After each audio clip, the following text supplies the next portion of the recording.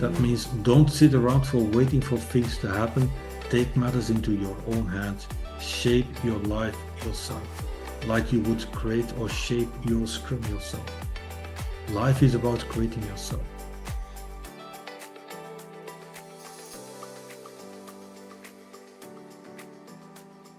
Hello, everyone. Thank you very much for being here. In fact, today we want to start a new series of videocast about PSTs. The name of this series is Your Story. We want to know the story behind every single PSTs in the Scrum environment.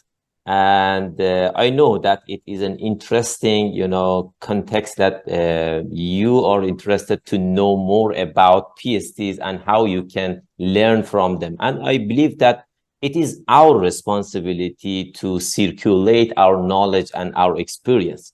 So we just decided to do that. That's it. And for the first episode, I invited my guru, I should say, Mr. Gunther Verheyen from Belgium, to join me with this first episode. And I want to say welcome, Gunther, and thank you very much for accepting my invitation to be here. Thank you, Mehdi, for inviting me. It was wonderful that you did it. And talking about PST, we agreed to do this as at a face-to-face event, a meeting of professional Scrum trainers, right? So wonderful to meet you in person there and be here online with you. Yeah, thank you very much. To be honest, I'm really grateful that I have you here because you truly helped me a few years ago when I believe that you even didn't know that you were helping me, to be honest. Yeah. Yeah, probably. But I still wonder what I did for you. Yeah. Thank you very much. Thank you. So I think we can start our conversation here. So I want to invite you, Gunther, to introduce yourself to our audience. Okay, cool. So, dear new listeners to this new videocast of Mehdi. So, my name is Gunther Verheyen. That's how we would pronounce it where I live. And I live in Antwerp, in Belgium. I'm living in the Dutch-speaking part of Belgium, the northern part. And in terms of Scrum, I started doing Scrum back in 2003. So that is a really long time ago. More than more than 20 years ago. Yeah, absolutely. Awesome. And I became a professional Scrum trainer, a PST, back in 2011, which is also more than a decade ago. So imagine how time flies. So, and I like to call at some point of time, I started calling myself an independent Scrum caretaker. Because I care about Scrum, obviously. That's why I call myself a caretaker. But I always hope that the word caretaker also resonates, that I care about people, which is very important because Scrum in the end is a combination of process, but also people. Very important aspect of Scrum. Awesome. So that's maybe a short introduction, and I'm sure many people will get to know more about me as we progress through this little interview. Yeah, definitely. And I appreciate your introduction as well. Thank you very much. So let's get started and go a little bit deeper about your story. Why did you choose a Scrum and not other methodologies or frameworks? Why? Well, the funny thing is that I don't feel as if I did choose Scrum. I maybe did this idea. Maybe Scrum chose me. I don't know. But a long time ago, back in 2003, we started with something that was not actually Scrum. So that's funny, Mehdi, because it's good in a way. Because my life of Scrum in 2003 did not start with Scrum. It started with something else that is called extreme programming. XP. Yeah, XP, so extreme programming, which in a way was really good because we started with extreme programming, and then we wrapped our XP practices in the frame of Scrum. So my life of Scrum started with extreme programming, and then we wrapped our XP practices in Scrum. And that was, looking back, we didn't make that really choice, but looking back, that was really important because as from the start, it was really, it became really evident, obvious to me that having great development practices in Scrum is really needed. So a lot of people start with Scrum, a way, let's say, a way of organizing the work. And then for whatever strange reasons, people overlook the fact that within the frame of Scrum, you have to think about how are we going to do the work? Because as you know, Scrum doesn't have any development or practices or instructions on how to do the work, but it is important. So and I didn't really choose it. It was more a situation. I remember it very well. September, October 2003. I was working for a large consulting organization here in Belgium, and that organization or one of the units within the organization had to deliver a certain system, an application, a product for a large telecom company. And I hadn't been involved in the offering and the requirements and the whatever, but the management of the organization gave me a call because uh, at some point of time, September, October, the development should have started, should have been started already like 3 months ago, but it hadn't. But the deadline did not shift. You know how Uh-huh. management Oh. likes to present such things as we've got a challenge for you, Gunther. We've got an opportunity for you. And only afterwards you learn out that it's a sort of very nasty challenge too, but still. And so the development hadn't started yet, and we were already in troubles with deadlines and timelines and so on. And so I talked to a couple of people. So the management of our organization called me and said, please come have a look and give us an advice on what we should do with this. So I had a talk with a couple of people, and there were two smart software architects in our little conversation. And one of them told me, Gunther, we have to do extreme programming. I said, okay, you're going to have to explain that to me because I have no idea what it is. Okay. And then and then he did in actually no more than 15 minutes. And maybe I was so amazed, positively amazed by what he told me that extreme programming was about because of the iterations, the short cycles, the room for adaptation, the focus on teamwork, the focus on communication, interaction between people. Next to the amazing technical practices that they have, like test-driven development, continuous integration, and so on. So I immediately recognized, oh, this is beautiful because these are things that I had been trying to do up to that point. But you know what? It was more depending on me. I was called a project manager by then. Mhm. I had no formal education in it, so I just tried to build on my common sense. And I recognized all of the things that I've been trying to do sort of from my own, and that was sort of baked into the way of working. Extreme programming, working in iterations, close customer contact, regular feedback, and also I recognized it and the communication thing. So I thought, oh, this is cool. This is really good. I love this. I know this, the sense of urgency, even the sense of crisis within the company was huge enough for the management to allow me to do this with extreme Mm. programming. So Mm. that's what we did. We threw away the project plan, we threw away the Gantt chart, we rewrote everything that we needed to do in what is called user stories in extreme programming. So we now had our plan was a list, a pile of user stories that we had to go through. We assembled a team. So we brought a lot of people together that we thought had all the skills that we needed to do the development, and we started working. And it worked out amazingly. It was Mm. really beautiful. And I still remember from those early days the aspects of extreme programming, iterations and so on.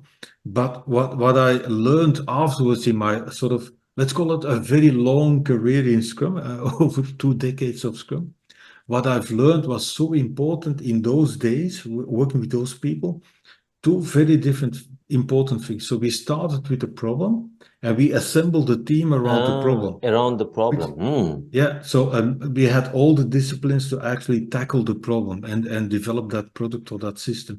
That is important. And that is missing in a lot of organizations, I found out afterwards. Another thing that was really important is that the people we asked to join the team, they all wanted to do this. They wanted to be part of this. They had this intrinsic motivation, Oh. this desire for excellence, as whatever I was called by then. It was 2003. Imagine we didn't use the term agile, we didn't use the term scrum and so on because nobody knew what it was about. So we just called it whatever. And and um, and the people involved in the team really wanted it. So they really were thriving on intrinsic motivation. I didn't have to tell them about quality. I didn't have to tell them Mm. about excellence. I didn't have to tell them to talk together, to work together, and so on. I didn't have to convince them of the benefits of all the events that we have in place, of the daily synchronization via what we call the daily scrum, and be ready by the sprint review and make sure it was sound and it was all done. So that was amazing. So very important learnings for me. Still, some of my most beautiful experiences in Scrum and this agile Wow. way of working Yeah. back in Although its name was 2003. not a Scrum, but you experienced it truly. Yeah, Yeah. yeah. So we did it without calling it Scrum because nobody knew about it, and in a way that was really great, sort of early years, sort of pioneering years, Mm. and I remember. So that started in 2003. XP then combined with Scrum, and I went to my first Scrum class in May 2004, which is 20 years ago now. Wow. And it was a CSM class, so the Uh, Certified Scrum Master class by with the Ken Scrum Schwaber. alias. Uh-huh. Yeah, from the Mm. Scrum Alliance by Ken Schwaber. And it was here in Belgium, in Brussels. Oh. And Mm. also still a day that you could still just be present and call yourself certified. Um, and then that was sort of the start. And I only became a PhD back in 2011 for a couple of reasons. First of all was back in 2004 when I attended my CSM class, Ken Schwaber was already working as part of the Scrum Alliance in building additional certifications and so on. I think by then, certified Scrum practitioner and so on. In the end, also certified Scrum trainer. Yeah. But you know what? In a way, I couldn't care less about those things. I just loved Scrum. I loved applying Scrum. I loved working with teams. I loved working in afterwards in different environments also. So I couldn't care less about sort of the let's call them career opportunities that Ken was creating within the Scrum Alliance. And it was only by the end of 2009, so 6 years after I started with this, that my attention was attracted towards this new company that Ken was starting, which is Scrum.org. Yeah. It I was followed it up. 2009. Am I Yeah, right? yeah, in 2008. the Yeah. fall of 2009. Mm-hmm. And I don't know, I knew about it, I found out about it, and I was immediately attracted by it. I followed it as from day one, the establishment of Scrum.org. So Ken started experimenting with exams and assessments and so on. And he started changing names of things, and I was involved, I was sort of involved in all of that as just a mere follower or practitioner. And it was in 2010 that I decided I like this a lot, so I want to move forward with this. And Mm. there was some sort of stability in the exams, the assessments that Ken was creating. By then, there were two. There was also some naming stability. So Ken had settled by then on the name of PSM, so Professional Scrum Master. So he Oh. created by then he created two assessments. There was a PSM1 assessment and a PSM2 assessment by that time. I, Yeah. I'm talking about 2010 now. Those were the first two exams that we had. Yeah. Yeah, next to that, Ken also had the PSD program in place by then, so the Professional Scrum Developer program, Uh-huh. because Ken with Scrum.org wanted to also go back to the developer communities. Not just the managers and whatever, also the developer communities. Next to some important things, having real exams with a real passing grade or a passing score, separating assessments from classes and so on. So not having to attend the class in Mm. order to be able to do an assessment. So very important, almost founding principles of Scrum.org. And in 2010, there was the PSM1 assessment and the PSM2. And I decided to go for both of them in a very short time. just out of the blue, no preparations. I wasn't studying for that. I was like, oh, I've been doing this for now for about 7, 8 years. Um, so let's just go for it. So I did the PSM 1, I did the PSM 2, and I did the PSM 2 by then because I wanted to sort of be involved with Scrum.org and become that thing that was called the PST, so Professional Scrum Trainer. Yeah, yeah. And after the summer, Ken shared this beautiful news with me that I was accepted as a candidate professional Scrum trainer. Um, I went to a PSM class with Ken again in Zurich, in Switzerland. Uh-huh. That was in December 2010. Uh-huh. And it was great because at the same time, I was doing a lot of work as I was starting to do a lot of work in the Netherlands. Maybe you live in the Yeah, Netherlands now. yeah. You moved there. Um, and I was doing a lot of starting to do a lot of work over there. So two things for me came together: working in the Netherlands and working with large organizations, having for 7, 8 years in a row, having applied Scrum with different teams in different contexts and so on. But that was fairly new for me, working with large organizations, large banks, insurance companies, and so on. And at the same time, I was progressing on my path towards becoming a PST and going to a PSM class with Ken in Zurich. So, and in the early 2011, I was fortunate I was able to work with Ken and he was in the back advising me on how to work with those organizations. I could fall back on him and so on.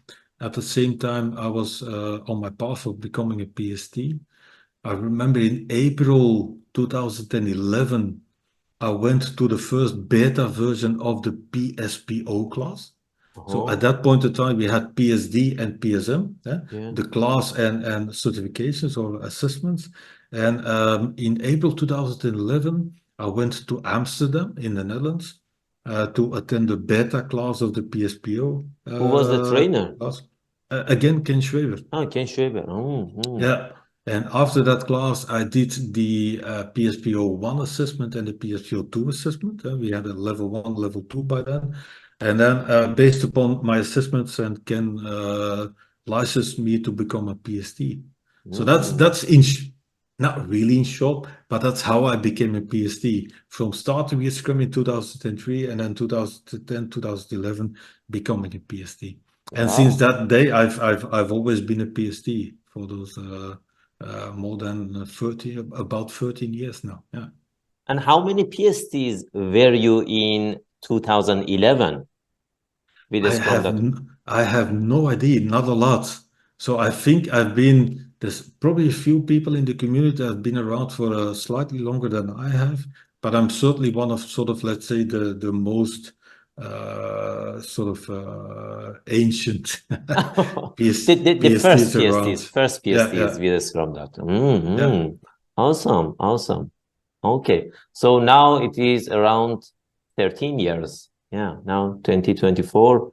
yeah, Yeah, okay. So let's talk about the current status of Scrum, yeah, and you have used almost more than 20 years of your, life in the Scrum environment involved. Uh, the main question of this videocast, how do you see the future of a Scrum? yeah. It's a very important question because I believe in the future of Scrum. I believe in the value of Scrum, Uh-huh. but there's a sort of a danger in the massive adoption of Scrum around the world. Because as you know, Scrum is sort of introduced or adopted in a lot of places by a lot of organizations across the world. But this massive adoption of Scrum has also a danger because for me, it leads to sort of compliance Uh-huh. and convenience. And I feel that we've come to a sort of a standstill. And I've been around for a long time, so I've seen a lot of things come and go again. Scrum is still here. I believe Scrum is relevant for the future, but I also believe it requires practitioners coaches, trainers like you and me, and lots of people around the world, whether they have an official title or not, to sort of stand up and stick their head out again and drive forward the evolution, the use, the application of Scrum within organizations. Because it's, in my opinion, there's sort of a standstill. We have introduced Scrum in many organizations. It certainly has improved lots of things, but there's still so much more that we can do.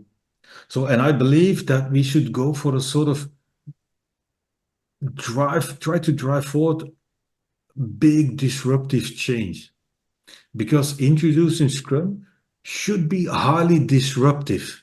And I think in most organizations, in too many organizations at least, the introduction of Scrum is not disruptive enough. In that sense, what I mean with that, Mehdi, is that the underlying spirit, the underlying thinking, the underlying worldview is still much what I call in my book. One of the things I did in my over two decades of Scrum, write a book about Scrum. It's called Scrum, a pocket guide. In my book, I call it the industrial paradigm versus the agile paradigm. So the industrial paradigm is still present in a lot too many organizations. That means they have implemented Scrum, but only sort of superficial, almost artificially. That means the underlying thinking, the underlying treatment of people is still industrial or based upon the industrial mindset. Treating people as resources, it's still based upon doing more, faster, quicker. It's sort of manufacturing thinking. It's like thinking on a manufacturing line. It's going out there, but people are not respected. People don't re-engage with the organization. It's just using Scrum to do things faster. It's creating more output rather than generating more a better outcome of the work. And that's because those organizations have not introduced or used Scrum to introduce a sort of new working organizational culture. So just the surface of things. So I think we should go for some really big change. So we have gone from massive use of waterfall to now a massive use of Scrum. That is an improvement, but I think there's much more that we should do. And if we don't help organizations adopt that underlying agile mindset and that mindset of learning, exploration, discovery as the new way of working, opposed to command and control, imposing work on people, instructing people what to do, not treating people as intelligent, creative employees. If we don't start going for that new way of Scrum, Scrum might just fade away, although we've never seen the real things. And then the danger is management, you know, how management often is, that they would jump or some people would create a sort of new thing that would turn into a hype again. But for me, Scrum has this beautiful future. And the way I present or the way I think that we should, what I call move Scrum downfield, I finally move Scrum downfield, overcome bureaucracy, overcome the industrial mindset, and really help shape new organizations based upon Scrum, is in three steps. And the first step is, but it's not really a sequential thing, but three things that need to be done. And the one thing is reimagining Scrum. That means going to organizations and help them rethink how they do Scrum. In that sense, often Scrum, like one of the lessons when I started with Scrum, we had a problem and then we assembled people around the problem. In most organizations, it's the other way around. They have collections of people in the organization, often confined to silos and departments, and then they always can only tackle a part of a problem or develop a part of a product. So we should turn that around, starting with product and then organizing people around the product. And that is my way of reimagining Scrum. But what is even more important is to reorganize around Scrum. That means rethink the organization around Scrum. We all know that Scrum only has instructions on how to organize the development work, let's say. But introducing Scrum cannot be done without having an impact on broader, larger parts of the organization. How do you fund work? How do you sponsor work? How do you deal with people in the sense of HR? How do you review Mm, people? How do you work with governance and how do you assure quality and so on? All those what are now often departments, the way that they do their work should be revised in the light of the introduction, the adoption of Scrum. So reorganizing around Scrum. So that is the second aspect. So there's an improvement area, reimagine your Scrum. Another important improvement area is reorganizing around Scrum. mhm, That means overcoming the idea that Scrum is only for the teams. Scrum in itself literally is indeed for teams, but how you work with those teams should be really different in a, let's say, agile organization. mm. Less top down, less silos or no silos, less layers, no another way of governance, how Yeah. people should work together and so Hierarchies. on. How they, Yeah. yeah. So that we should overcome that because those hierarchies, layers, and silos, they're all based upon that industrial mindset. That is a way of organizing that is a great fit for predictable work that has no uncertainties, where you know exactly what is going to come, who's going to have to do what at that what point of time. So it's perfect for plannable work. But for work that we do, which is creative in complex changing environments, which changing customer needs all the time, where markets change all the time, that is not a way of working. So those organizational structures are not fit for the work that we need to do and the problems that we need to tackle. But if we keep shying away from rethinking those structures, we will never get the most benefits out of Scrum. Out of this. I agree. I agree. And the other aspect, and that goes back to my me Certo. calling myself a Scrum caretaker, is the third aspect that we need to improve is what I call humanizing the workplace.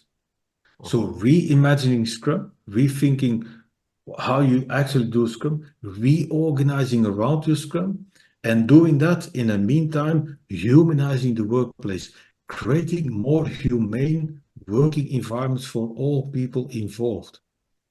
Uh, in that sense, what is the problem with those hierarchical structures?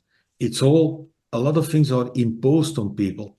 That means we don't build on the collective intelligence of people. We don't allow the creativity, intelligence of people to emerge. We don't like people to do experiments and try out stuff and change and redo whatever they're doing. No, it's a very heavy structure that is weighing down on people. And that also shows in the amount of burnouts in organizations, people with a burnout, people at home with stress problems, depressions, and so on. So we have a huge problem in our organizations. They are old school, they impose things on people, people don't feel happy there. And I believe that Scrum is a great way to help to get us out of that situation by Mm. rethinking how we do Scrum, reorganizing around Scrum, and in the meantime, really building on that self-organization aspect of Scrum. Because Wow. what I mean with humanizing the workplace, for me, Scrum as a framework is built on two very important management principles. Uh-huh. And the one management principle is the process aspect, meaning empirical process control, or what we call empiricism. That's why we organize things in sprints, short cycles that have lots of room for adaptation. But that process aspect, that is the fairly, not really, but fairly easy aspect of Scrum to grasp and to implement. But what most organizations overlook is that the second important management principle of Scrum is self-organization. That Uh-huh. means stop telling people what to do on a daily basis. Stop judging them for estimates and tasks and did you do what you promised you would deliver and Yeah. so on. So there's an imbalance currently in Scrum where there's too much focus on the process aspect, empiricism, and not enough focus on the people aspect, meaning self-organization. And we have to uplift self-organization and restore the balance. It's what I call Scrum's DNA, empiricism and self-organization. So all of the events should be used to reinforce two ideas, not just the process aspect, but also the self-organization aspect. Trust the people for being capable, being creative enough, being intelligent enough to organize their own work, to manage their own work in sprints, and against the objective of making sure that there's something releasable no later than by the end of the sprint. But don't tell people how to achieve that. The only minimal expectation we have with regards to self-organization in Scrum is that we ask developers on a daily basis to check in with each other, and at least on a daily basis check in with each other regarding their progress and what is the most important work to do now, all against the idea of creating something releasable no later than by the end of the sprint. So in that sense, Scrum should have some sense of liberation for those people. Having been told what to do for years and decades, probably, now we open that up. We ask people to do that for themselves and check in with each other and plan the work for themselves and assign works as a team. Nobody external to the Scrum team is going to tell a developer who should be doing what at what point of time. So, and that is sort of the minimum level of self-organization that you would like to see. So rethinking your Scrum, reimagining your Scrum, reorganizing around Scrum, and in the meantime, humanizing the workplace. Because the levels of engagement in organizations are really low. Research shows that over and over again. So we could use Scrum to increase the levels of engagement of people within organizations. And then if engagement of people increases, that also reduces the need to judge them, assess them, and ask them to be accountable and tell them what to do. Because engaged people will do that by themselves. They don't have to be told to act responsibly. They will just naturally do that. Yeah, I agree. And I believe that there is a huge responsibility for Scrum Masters to promote this type of, environments in organizations. So maybe my next question, Gunther, is how do you define a Scrum Master? Or describe it? Yeah. I typically like to go back to the sort of the source where we got the name Scrum from. As you know, the name Scrum comes from that old paper. It's called the New Product Development Game, back in 1986. 86, yeah. Yeah, all focused on self-organization, a very important source of inspiration for the framework as we know it today. So self-organization, as described in that paper, was later on complemented by empirical process control. But in that paper, they said, you know what? Self-organizing teams are the best possible teams to create new products in changing environments and so on. And they made they call that Scrum because they made it. Scrum is a situation from the game of rugby, as we know. And they said they wanted to make the analogy with a team sport, like in rugby or in football or soccer or whatever, basketball, volleyball, whatever. The team is out there on the field playing the game. Nobody can intervene. And I like to see the Scrum Master as the trainer of the team, the coach of the team, that is watching the team, observing, seeing how the team plays. But the Scrum Master cannot run onto the field and say, "Now give me the ball, I'll do it." No, that's not according to the rules. So the Scrum Master observes the team as they play. The Scrum Master, as a team coach or a sports team coach, can intervene during a timeout or a break or in between the games, and then the Scrum Master will work with the teams on thinking, looking back at the game, thinking about what you did at what point of time. Was that helpful? What if you run into that situation again? What would you do differently? So the Scrum Master is there to help the team become better so that when they go into the next game, which is the next sprint, they have thought about with the Scrum Master about tactics and strategies and on how to work as a team. So there are limitations to that analogy. So as a team coach, the coach of a sports team, because in sports the coach would also um, decide who should be in the team and who Yeah. not. That's Mm. not something that in Scrum a team coach would do.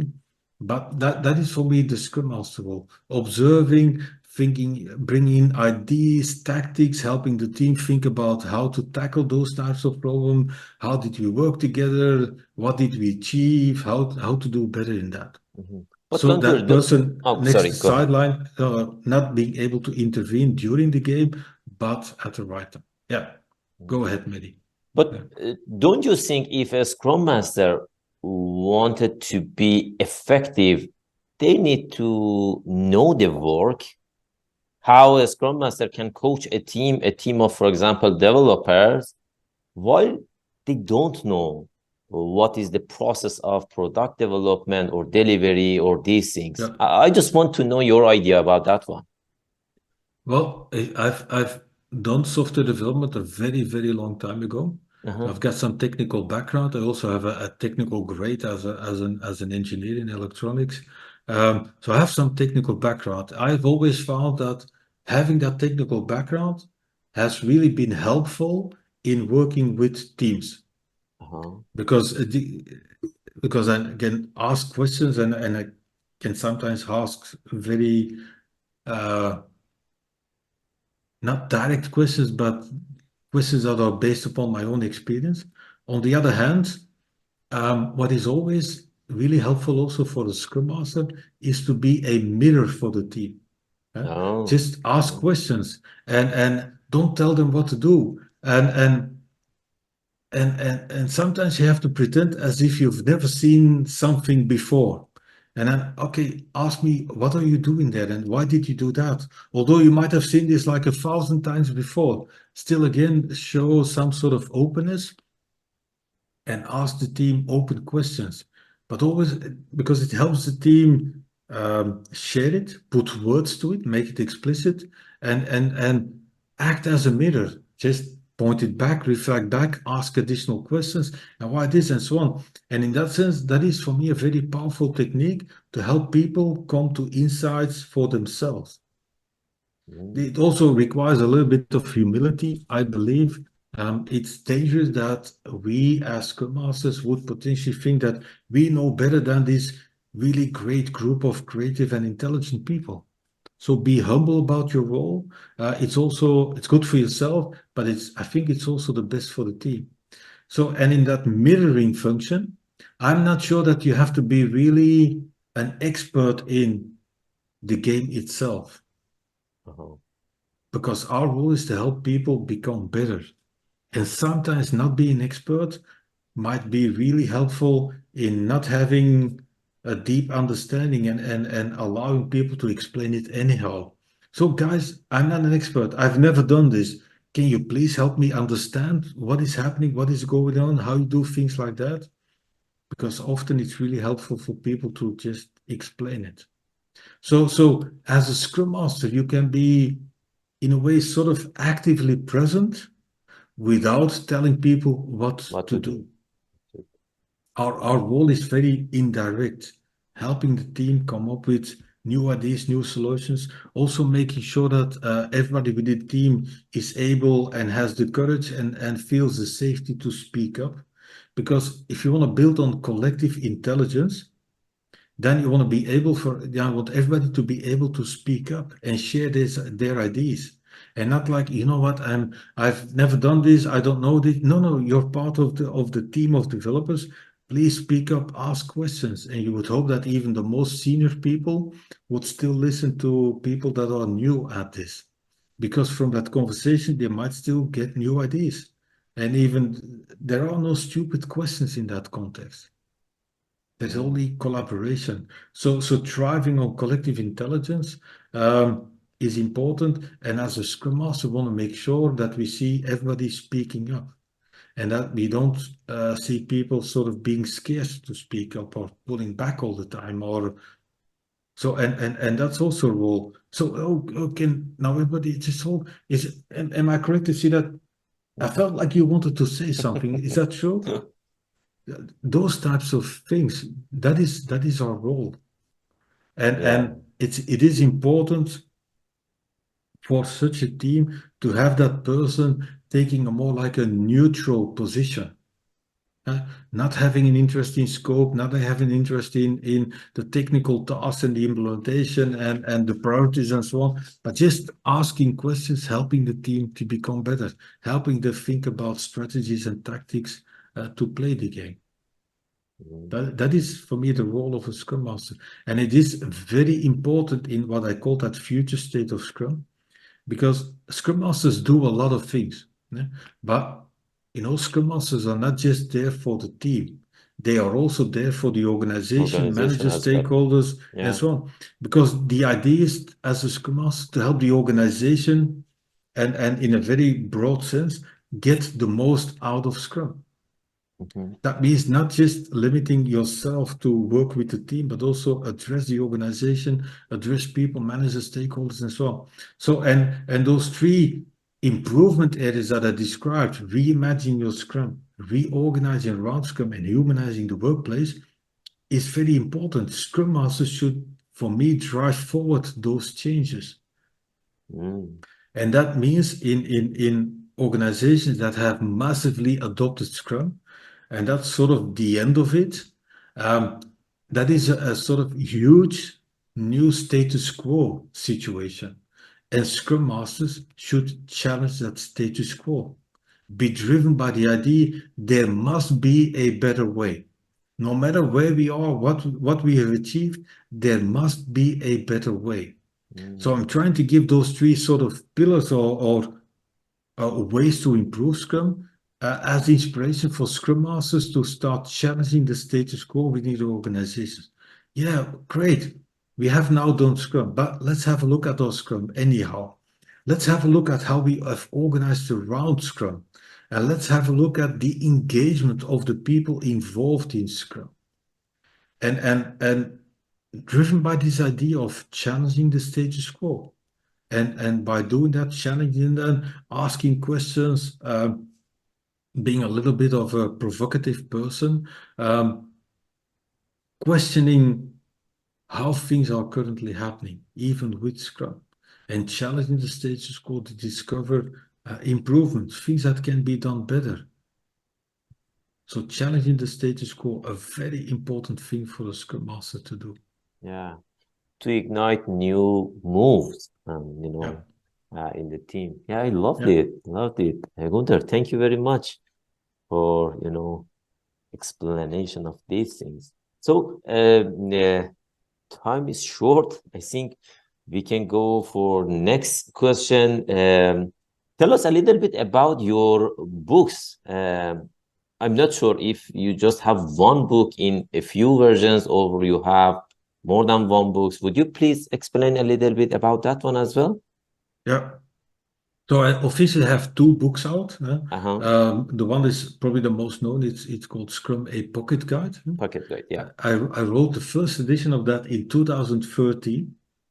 Remember, I said 2010, 2011, two important events in my life: becoming a PhD and then going to work in the Netherlands. In 2013, so 2 years later, two major events again happened in my life.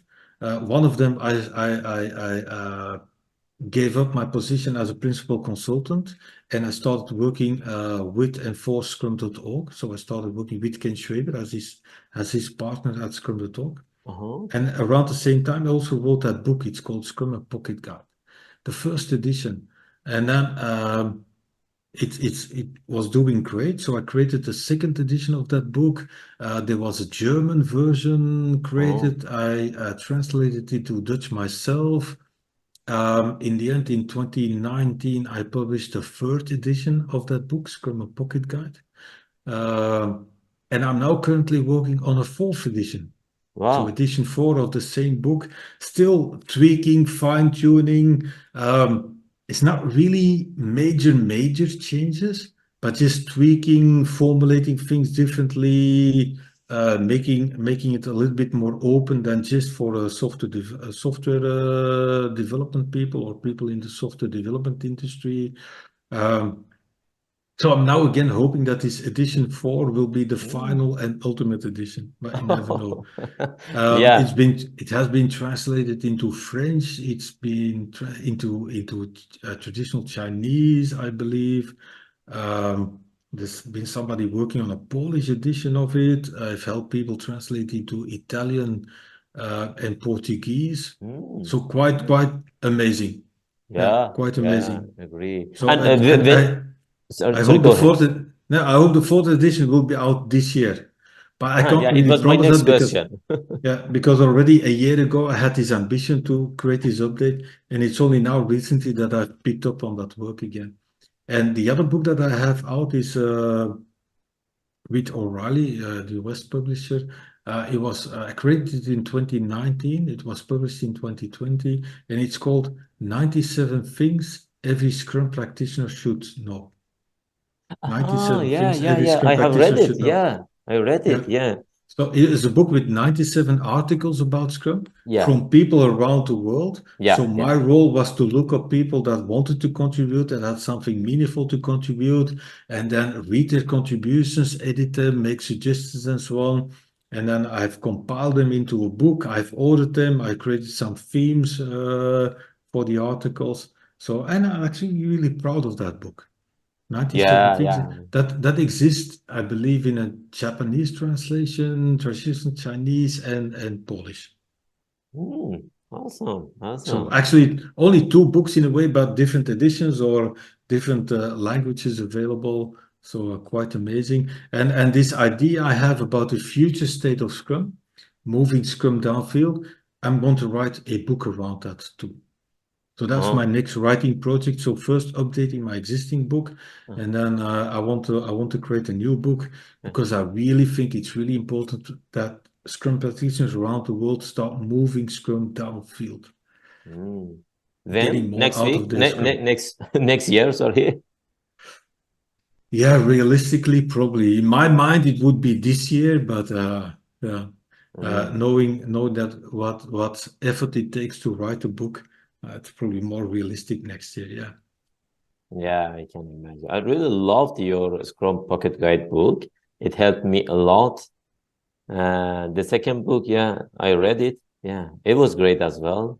But it was not in my mind. Because of that, I asked you how many books you wrote. Yeah, okay, Yeah. wonderful, wonderful. And again, probably the last question about Scrum. We were talking about the future of Scrum. Mhm. And with this trend that I see now about the future of Scrum, I'm a little bit worried, to be honest. Let's be a little bit direct here, because I see a lot of people that they just take a class, PSM class, for example, and take a Yeah. PSM1 exam and they pass it, and then they claim we are a Scrum Master. You Yeah. know, it's a little bit dangerous, to be honest. Yeah, absolutely. Yeah, the problem with the massive adoption of Scrum is sort of complacency and people being sort of content or satisfied too quickly and not being driven by this excellence and so on. Yeah, absolutely. And I like the idea that a couple of US friends have certainly Jamie Kriegel of a community called Scrum Masters of the Universe. Uh-huh. Jamie Kriegel always says that, you know what, Scrum Master is not an entry position. It's Uh-huh. not something you want to do when you're too young. You must have seen things, you must have gone through things, and not just in your professional life, but also in your personal life. So I wrote my book. So I started with Scrum at the age of 33. Yeah? Uh-huh. I wrote my book of Scrum, my first book, at the age of 43. Um, I'm doing things, I'm learning about Scrum still these days. I'm 54 now. I still love it. But you know what? Experience and life and Yeah. having gone through, having to go through events really, really helps me. the way I talk about Scrum and these things nowadays, I could never have done that like 20 or 30 years ago. Years ago. Yeah. And my most difficult lesson for a lot of people is please take your time. It takes time to become what you want to become and take time to discover things.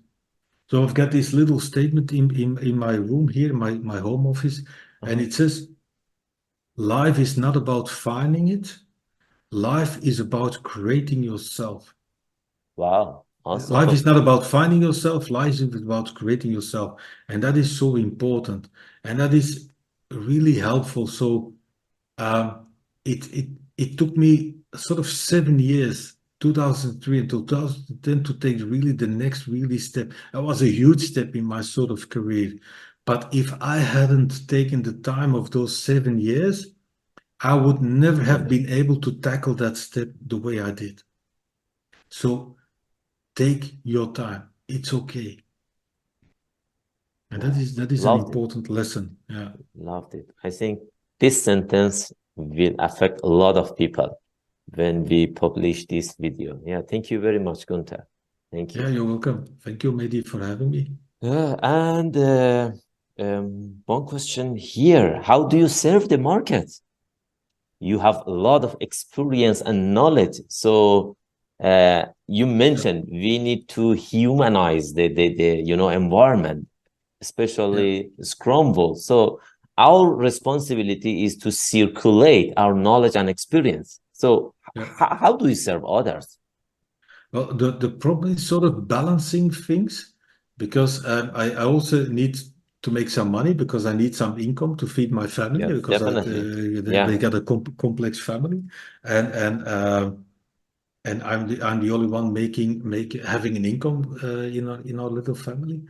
So that is important. So I'm always balancing between that. So making money by consulting classes and so on. And the other thing is it's much less about money going out to events to speak. And Uh, speaking at events is important because you share ideas with lots of people. And another way important activity for me is sort of what I call my service areas. How do you serve the market? So the four services I provide is um, consulting, training, speaking, and writing. mm, Now it's always balancing out things because I can't give total priority to, for instance, writing or speaking because I would be out of an income. Although it's pretty important because you reach lots of people. mm, But so now I'm currently envisioning doing more writing, certainly this year because I think it needs to happen. So I'm continuously looking between those four value areas, service areas, what to focus on. awesome, And awesome. I'm just a one person company, so it's really I can't fall back on other things. Also, I have to.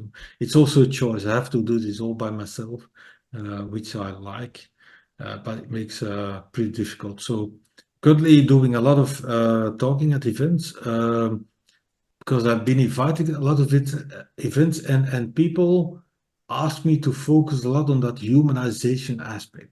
Oh, So a lot of people feel the need. So I've been in a couple of large organizations also, and their initial question was, "People, Gunther, we need somebody to come talk to our Scrum Masters or the teams, managers, whatever, because we need some sort of inspiration because it's all that complacency, that compliance, it's all sort of falling flat in a way, and they need to sort of some sense of energy again, some ideas.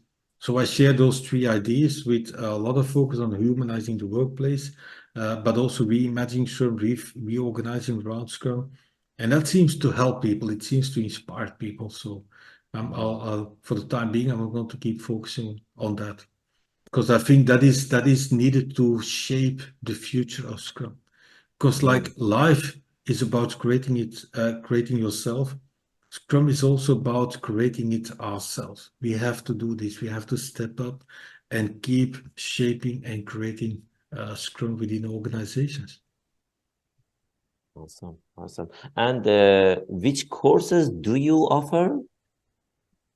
Well, the as a PST, I Yes. offered the PSM class, Professional Scrum Master Uh, class, mhm. also in the advanced version, so PSMA, PSMA. and the same for PSPO and PSPOA, so the Professional Scrum Product Owner class and the Uh-huh. advanced version of that. Those are the professional Scrum classes that I teach. I've also, and that's another thing that I'm doing, also creating workshops of my own, half-day workshops based upon my book. So my book is called Scrum, a Pocket Guide. So I started creating what I call Scrum Pocket classes. So they're small classes, very focused on topics that complement my professional Scrum offering. So I've got a Scrum Pocket class out about the Scrum values, one about Scrum in the large, and I'm going to build additional or develop additional modules for that. Mm, mm. Oh, and how can people find you if they want to participate in one of your classes? Oh, they should be easy. They should go to my site. It's called my name, guntherverheyen.com. So and they will find me there. It's I've got my blogs there, which is Yeah. another way of servicing the world, let's say, by sharing information via my blog. But they can also find my planned classes on my website. Mm. And obviously as a PSD, my professional Scrum classes can also be found at the official website of scrum.org. Yeah, yeah. And I will share your website address on the caption of this video on YouTube as well. Then people That's can find wonderful. you. Yeah, yeah, sure. Wonderful. So thank you very much for sharing this one. And is it okay if we ask you to introduce two most valuable books, more than your book itself, Yeah. okay, to audience? Yeah.